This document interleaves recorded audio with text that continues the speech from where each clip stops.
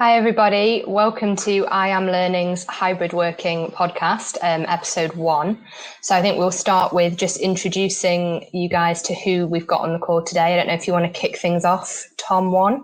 Yeah, absolutely. Yeah. Hi there. Hi, folks. Yes. Known as Tom 1, if that ever gets confusing. Tom 3 is on the other, which is also confusing. Tom 2's not here, but there you go. My name's Missing a Tom. So my name's Tom Moore. I'm the Chief Operating Officer for iAM. I guess I'm kind of co-founder of the iAM Learning brand. Some of you may know me from various different sort of activities within the L&D space over the last few years. So here to talk about hybrid today. Do you want to give a brief intro to yourself, Phill? Yep, so I'm Phill Lord-David. I am the Head of Learning and User Experience at iAM. And essentially my background is very much in kind of the leadership and learning space, but over kind of the last 5 years really specialised in that kind of digital space and how to utilise this more blended approach. And Tom 3, last but not least. Yes, well, maybe least, we'll see. So I'm Tom McDowall, or Tom 3.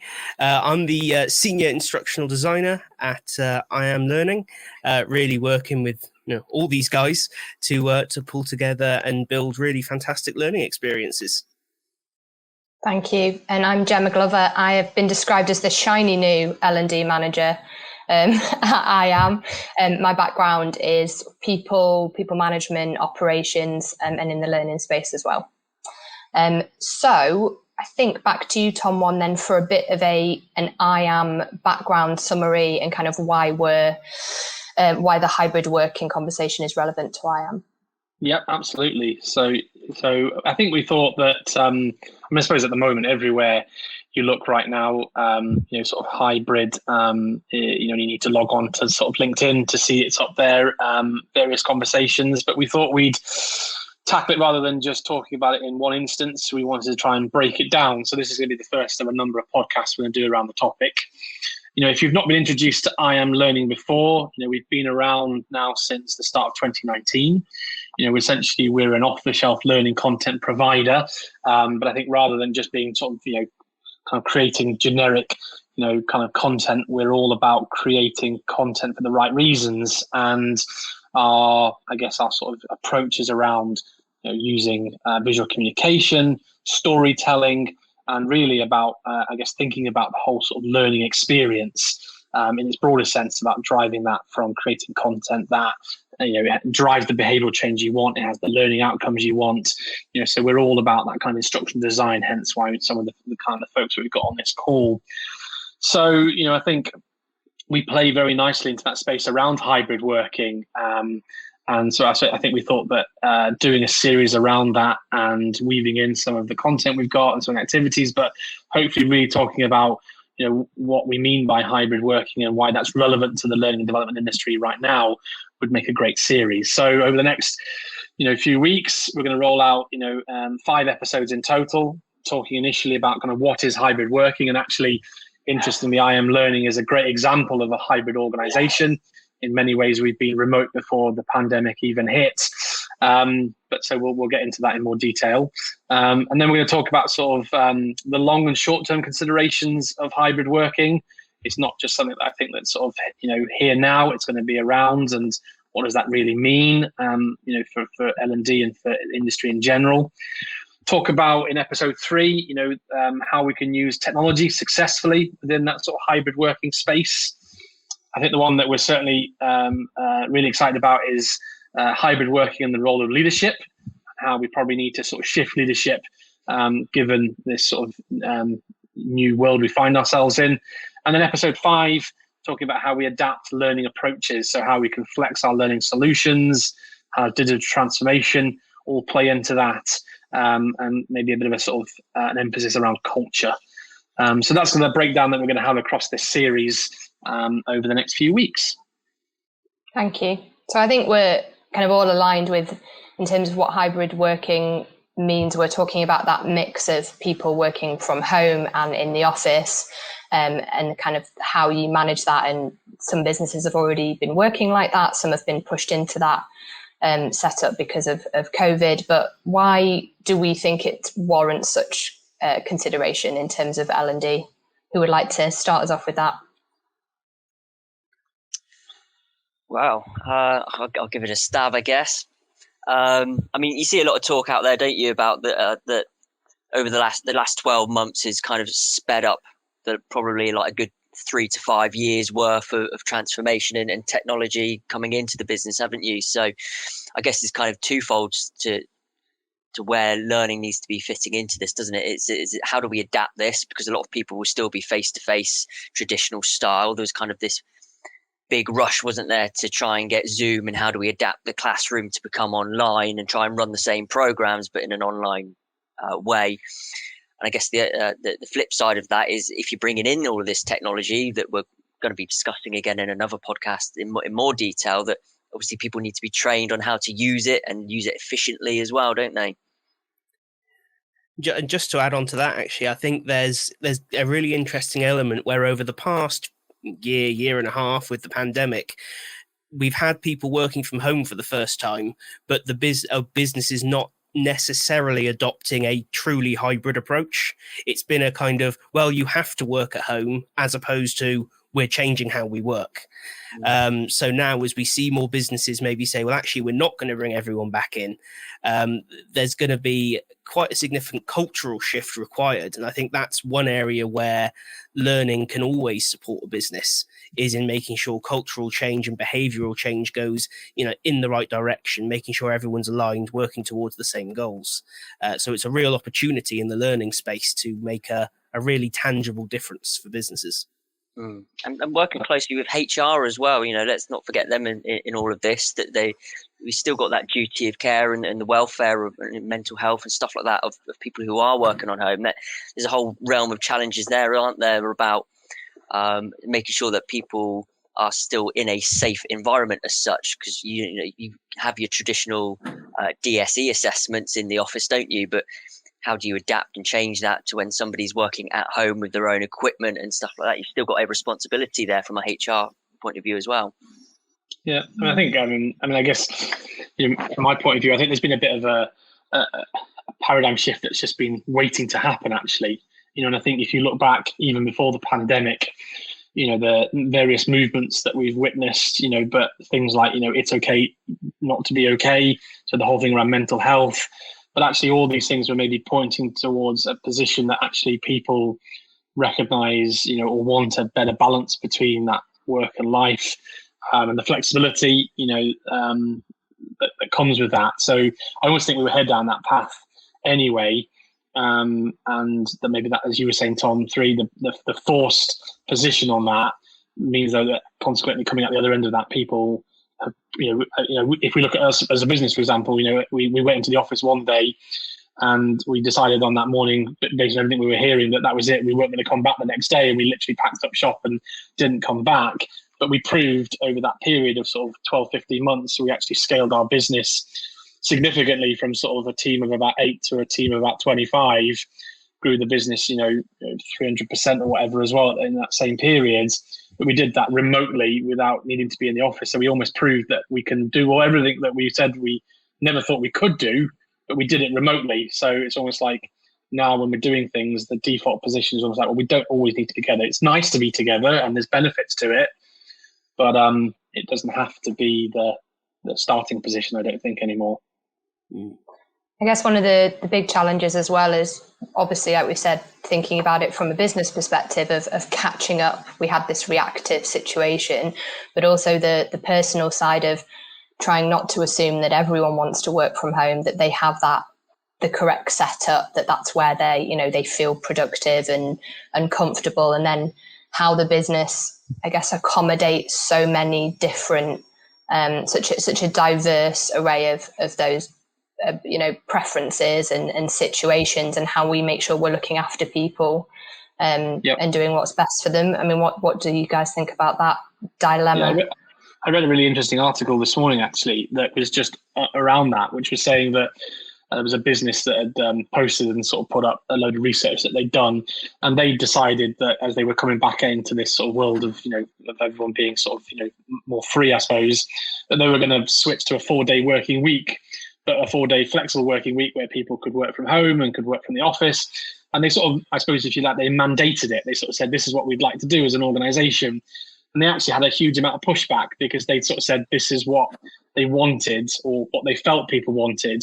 When they actually started to have conversations with people, some people wanted to come to the office 5 days a week because that's what suited them better in terms of their working week. And other people found that the pressures of a mandated 4-day week meant that actually they were working far longer hours Monday to Thursday and then still doing work on the Friday, which was theoretically meant to be the day off. So it just didn't work. And they were sort of saying that the outcome of all their research was showing that actually it's more like a wider sort of, when you talk about hybrid, you should be talking about a flexible working system and actually have proper conversations, I guess, driven through business need and individual need that sort of says what's right. And that's true hybrid. So rather than just picking out a strategy, because even we've talked about that. We've talked about let's do half-day Fridays, but maybe that's not the right way to sort of go. So I thought that was really interesting. I think it's a really quite challenging topic, especially for businesses that need to roll it out on significant scale. Like you think about a relatively small business, anything from 10 to 50 people, you can have those very close one-to-one relationships pretty much up and down the entire business. You look at a company like, I don't know, Microsoft. If they were to go, right, we're going to individually create working patterns for people, it would take years just to create the patterns. So I think it poses a really interesting challenge. I mean, in terms of, has anyone sort of seen a business that scaled it well up to now? I haven't myself, no. I think it's a brand new challenge. So it'll be really interesting to see which business kind of which big leading business gets there first. You think over the last decade, we've all looked at businesses like Facebook and Google and Microsoft as like, wow, these employers kind of get it in terms of culture and people and development. So I think it'll be really interesting to see which business kind of sets the gold standard moving forward and if it's them or if it's someone else. Maybe it does. Do you envision it being do you think it'll be a bit of a trial by error situation where we're gonna have lots of examples of businesses, particularly on that larger side, that are gonna get it, unfortunately massively wrong just by the nature of how mammoth the task is to give everyone what they need and also, align with what the organization needs. Yeah, and but that's the learning and change process, isn't it? We're in a weird position where the entire world is figuring out how on earth to deal with this now.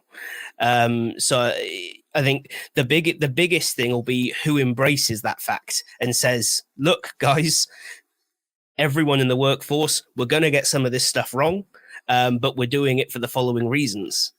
And I think doing it for those reasons is what's going to make the difference. Are they doing it to try and reduce money because they've realized they don't need to rent a massive office all the time, which is probably not the best reason to be doing this, as you just said, Tom, about not everyone wanting to work from home, for instance, or whether or not they really look at this as an opportunity to, overhaul a company culture, to focus on where are people most performant, most effective, most efficient.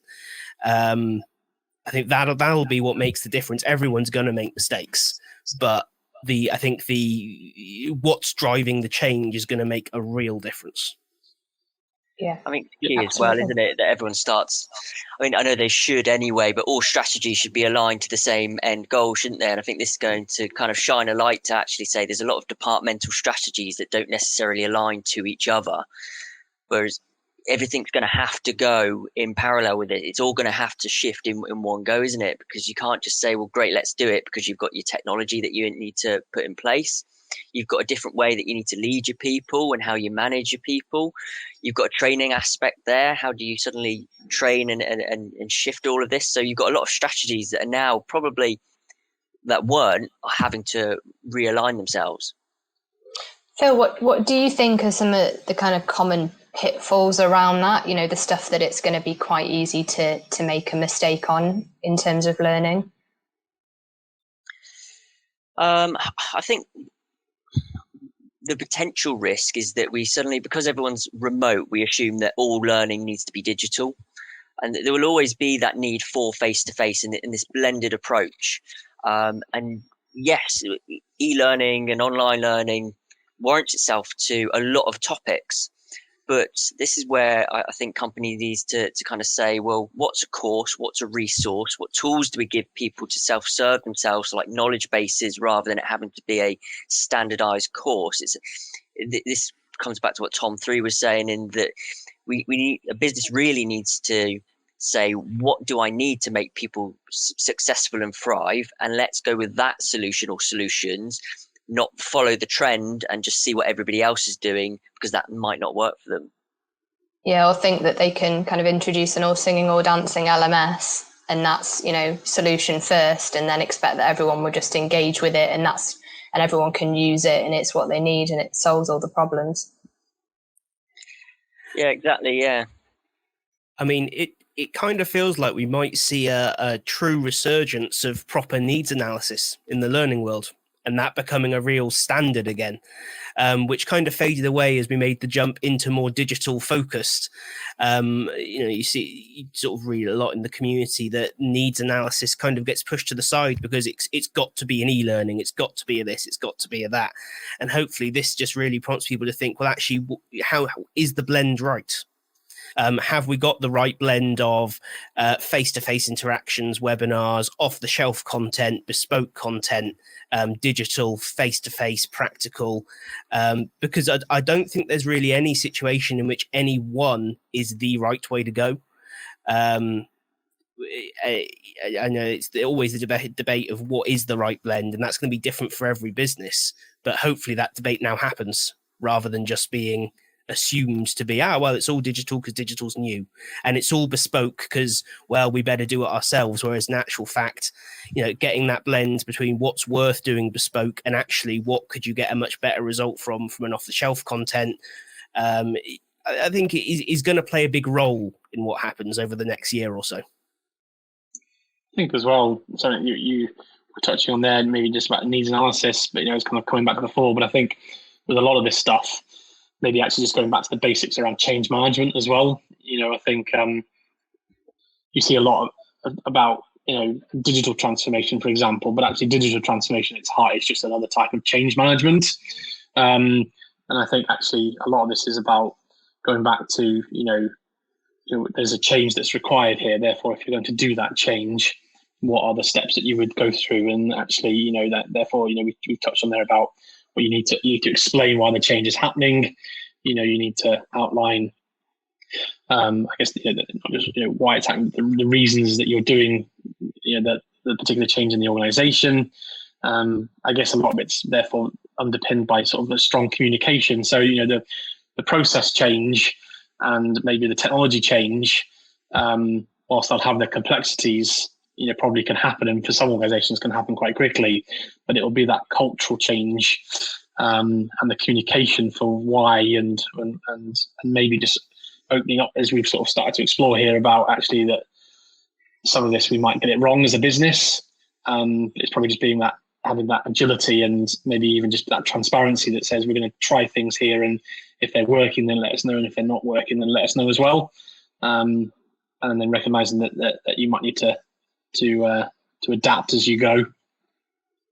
We talk a lot about the relationship between culture and learning, and actually the work that needs to go in to doing a kind of almost health check of the culture that you have and how people learn within your organization.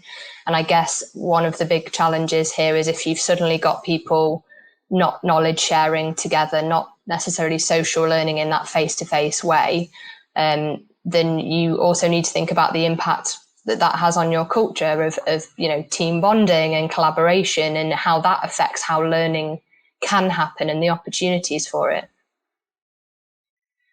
Yeah, I mean, it's one of the struggles we face, isn't it? Right now we're all remote, aren't we? None of us are together right now. But how do you create that team bond and those social circles where you still do learn from each other? And I think just because we hybrid or fully remote, whatever it might be, I think we just need to remember that we're still people at the end of the day, aren't we? And that just because you do have a technology there that you can use, the power of just picking up the phone is actually probably more useful sometimes in building those connections.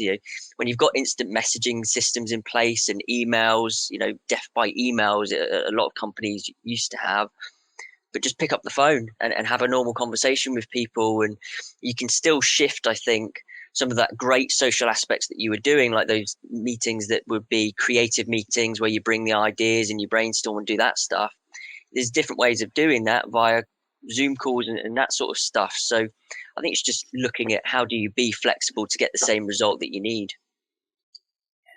I think in some senses, we're very lucky that this is happening now, because we're at a fortunate point where the technology is there. It exists and it's not brand new. It actually works. It's not it sort of works most of the time kind of situation. We've got, you're saying about creative meetings, we've got platforms like Miro out there, and obviously we'll talk more about different stuff in the tech episode, but in many ways, this is almost the best time for this to happen, because the technology is there, it works, and it's ready to take the next step. So this can really, the situation will help drive that and guide it in the direction that people actually need it to. Yeah, I think just, as you said, that human connection is really important, I think. And maybe it's using, as you say, we can touch on some of this in the tech, but using tech for the right reasons. I don't know if anyone's seen the Prospect, one of the big trade unions have come out this morning saying they're lobbying the government to this concept of right to disconnect. So the sort of idea that, that really, that I guess the nature of how we've worked over the last sort of, year or so has actually led to people working longer hours, actually being able to find it far harder to disconnect from work. Actually, that maybe that commute into work is your opportunity to grab a bit of breakfast and wake up and get into work mode. Whereas actually you find yourself, sat in front of your computer at 8 o'clock in the morning, actually, because it's just there and you're in your house and you don't have those other demands. Yeah. And I mean, that's complex. And a lot of people have equally come out in the other direction and sort of said, well, yeah, this, the right to disconnect is not as simple as just saying, let's not send emails between the hours of 5 p.m. and 8 a.m. the following morning.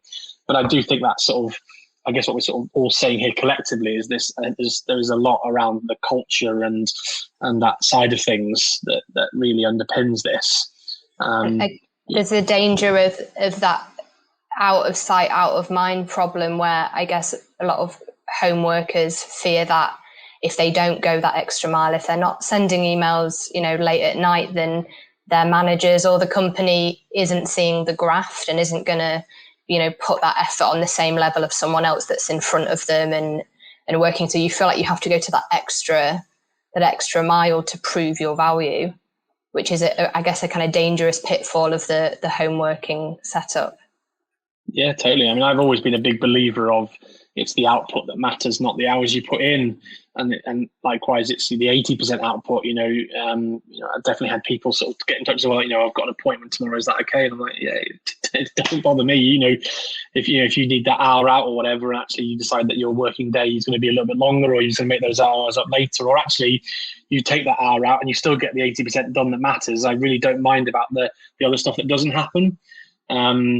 That's I definitely have that belief. It's kind of how we wanted things at iAM to work. That's definitely a part of the DNA here, and I hope that's kind of conveyed across, because it really is how we want to work. Yeah, people do struggle to switch off, don't they? That is kind of one of the biggest problems, in that you're working in the same place that you're living. There's been a lot of makeshift kind of offices in the kitchen, haven't they? That's kind of a prime one, or having to make do in the corner of a room that you've never used before, and then you're continuously seeing that desk and that work environment, aren't they? Whereas in the office, when you walk out, typically it's that trigger that almost says, I have finished work. And it was interesting. I was reading the other day that one of the great things you can do when you've got this kind of hybrid or fully remote setup is create a workspace environment that is only for exactly that. Yeah. So that goes two ways. You don't sit there scrolling your social media when you're sat at your desk. If you want to do that, you walk away. And that's the trigger to say, I'm no longer working. I'm no longer in that working space. But equally, when you're at that desk, that's the trigger to say, this is my workspace and this is all things work. So it kind of feeds into kind of setting good and forming good habits, really, that the trigger there is, you associate that environment or that space with work, and everything else in your house is left to be remained as what it should be, and that it's your social and relaxing space.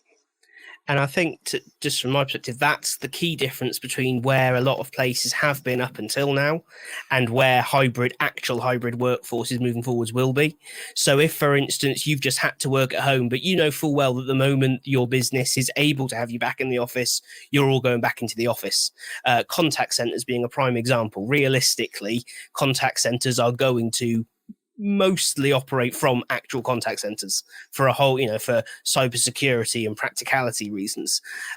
So for those people to spend the time and effort in their home to dedicate a space has not been worth it up till now. Whereas for those of us who think, do you know what, I am going to work for 95% of the year in my home, we would dedicate the space because there's that value in it, isn't there? I think that's been the challenge up until now for a lot of people is, as you say, they're making do, but not necessarily because they don't want to do it, but because there's not the value in doing it for them, because this isn't a long-term thing for them. I guess it links back to welfare as well, that, doesn't it? We've just recently made a course on temperature, for example, and I know we joke all the time about how hot and cold my office gets because it's a conservatory. But I've set that up because that was the one space I could put in my house where I physically, at the end of the day, close that door and that's my office gone. So there's no kids' toys in there. There's nothing in there except purely work stuff. So I've created this environment. But then the flip side of that is it does get very hot on some particular days, and you just need to look at this. The temperature course that we've built is that we do have a responsibility as an employer to make sure that workspace that people do set up, if it's long term, is suitable and that it's not and that it's conducive to good performance as well. Because we all know that when you're sat boiling hot or freezing cold, whatever it might be, you're not going to be fully productive all the time because you're just trying to get out of the office and get a cold drink. So it sounds like Phill wants a fan, Tom. As I say, yeah. Well, we've given him black silk curtains, so Oh, dear. That's it's going to be so interesting. Sorry, Phill. It comes down to equipment, doesn't it? You're not in that when it's your own workspace. You do need to find that balance between what should your employer actually be providing you, and what should you be providing yourself as well. And if it is causing, like I go back to DSE, because a very common one is obviously the mouse and keyboard that people need to help with kind of repetitive strain in their wrists and stuff. And I think there's a big piece here, more so for HR, and the leadership teams. But how do we make sure that people still feel empowered to ask for that help and that support that they need when they are in this kind of dual environment? Because they might have it in the office where their desk is, but when they leave and go home and they're working on their laptop on a smaller screen, I think there's all those considerations that business needs to think about, which we'll probably explore more in the technology side of stuff, because it's not just the actual tech itself, it's computers. Is a laptop the right thing to be working off? Should it be raised? And all of those kind of real basic things that I think we take for granted that are infrastructures in the workplace, but we don't have those same infrastructures yet when you're working from home. That's what's going to be so interesting as well when we start talking in the leadership episode of that blurring line of how involved should your manager or your organization be in who you are at home and the setup you have and your mental health, and how do we equip managers with the skills to manage that and not step into micromanaging but still be supportive when you're not physically with someone, spotting signs of burnout and things like that. I think that whole line between, because we've blurred the work personal time line, organizations need to figure out where they stand and where their responsibility is in navigating that with us. Yes, yeah, totally agree. Yeah, no, I mean, you're right. No, but I mean, it's a well-made statement, isn't it? It's completely true. I mean, I guess a lot of that is predicated by trust. I think both ways in that sense. About not micromanaging and not dipping in, but also still got to find those ways to connect. To people.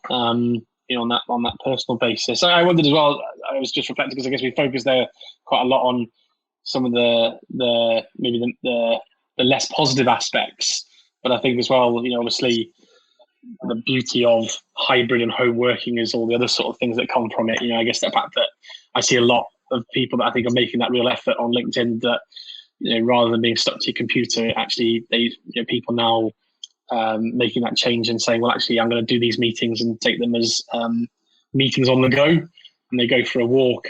I mean, to be honest, you wouldn't have done it in May with all the rain, but as we've now in June and we've got a bit of sunshine, you might be more tempted to mix it up. And actually, you probably wouldn't have done that at work, but at home you think, well, actually, I've got 2 meetings now, back to back, 30 minutes each.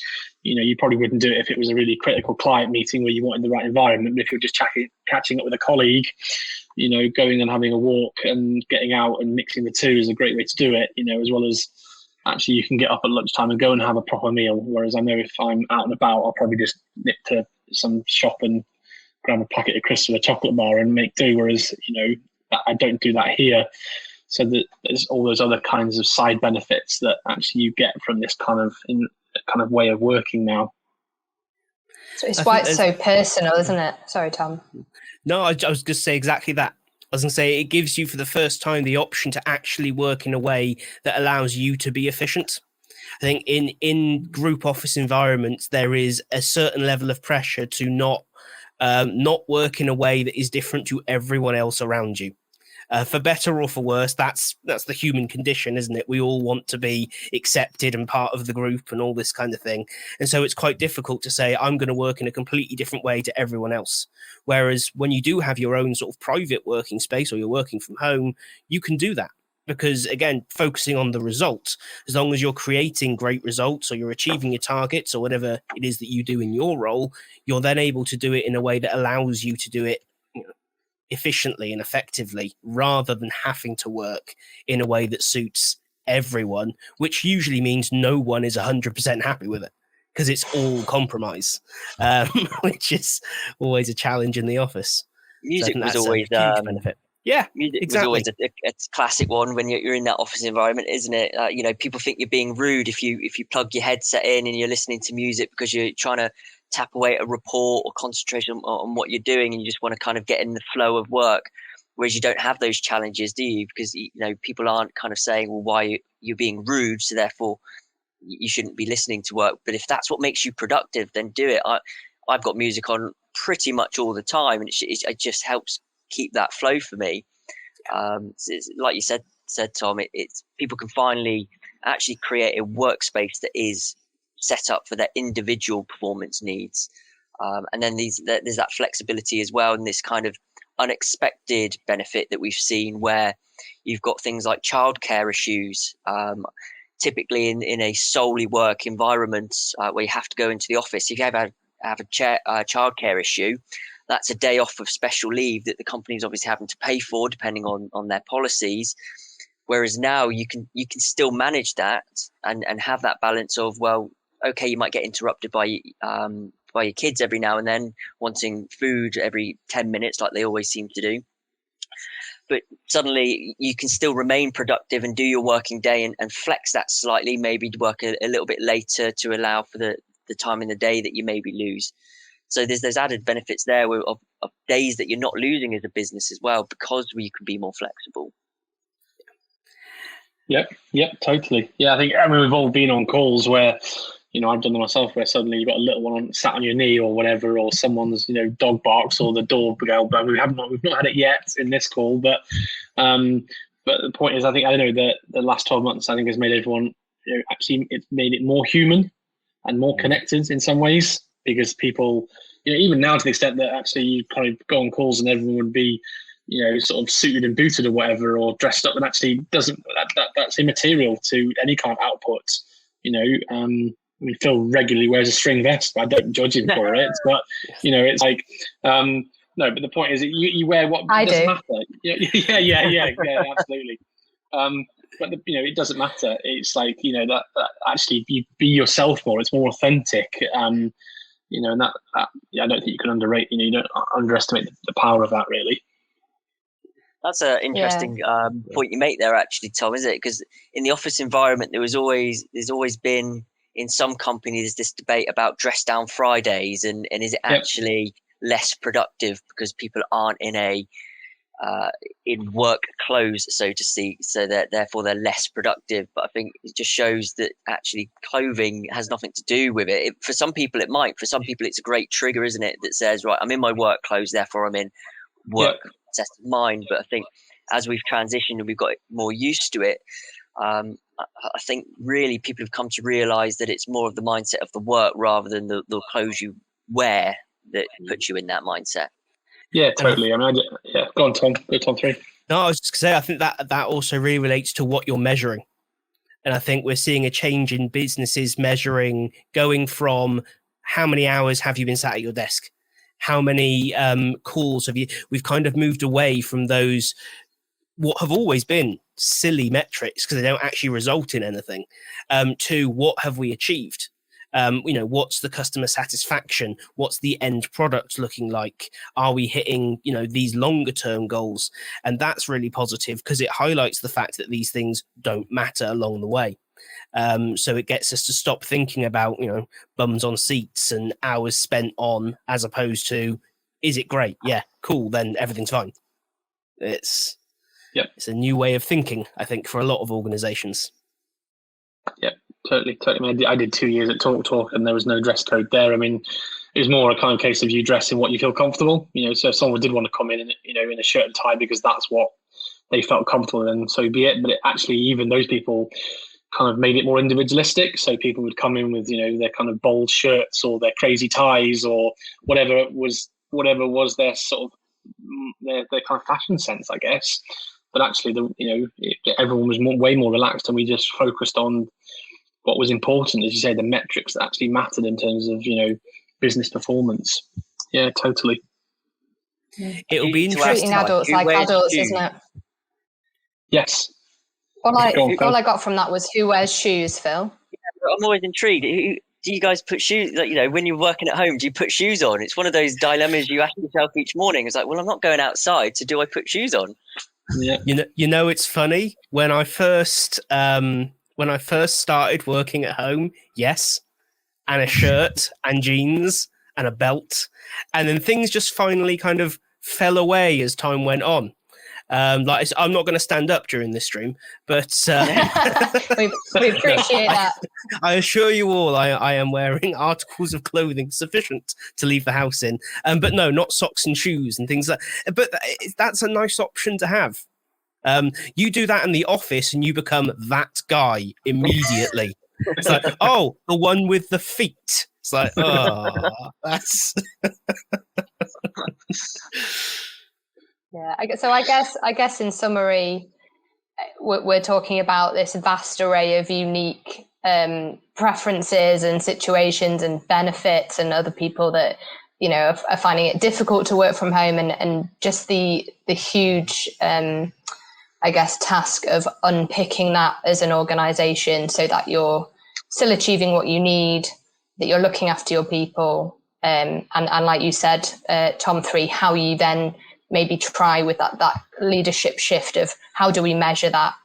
Is there kind of changes and training that's needed, be it managers or at the top of how we look at, how we value people and the time, or like you say, outcomes, which will move us along nicely. Maybe we give a bit of a kind of brief of what episode 2 will focus on. Don't know who wants to take that one.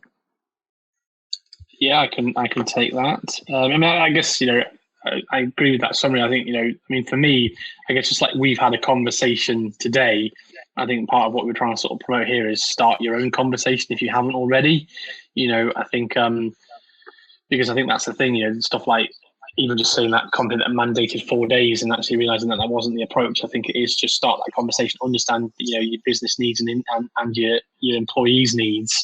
And that's probably the kind of kickoff, really. So episode 2, we wanted to talk a little bit more about kind of, I think I mentioned this, the sort of long and short term considerations. So I guess we're sort of pinning here that really up until now, this has been a sort of largely sort of reactive, necessary action to what's been going on. But really, we're going to have to start consolidating that and thinking about our future strategy Probably just can't keep working with what we've done because that's not necessarily sustainable. So we need to start thinking about, well, actually what works better, what things would you not want to scrap off? Sorry, what things would you want to scrap off? And start thinking about, well, the impacts of this in terms of personal business implications, having the right conversations, listening to what's going on, and then thinking about, you kind of, I guess, that what the impact of hybrid is on skills, capabilities, the role of the office, the impact on things like diversity and inclusion. How do you onboard? All these things need to start to be considered. And I guess there's a bit of a journey here, to use the cliche, but the stuff that maybe you're going to do short term, but we want to maybe have a conversation about the longer term things and how that all ultimately leads to hopefully a healthy hybrid approach. Fantastic. Well, thank you very much, guys. Until episode 2. Yeah, thank you, everyone.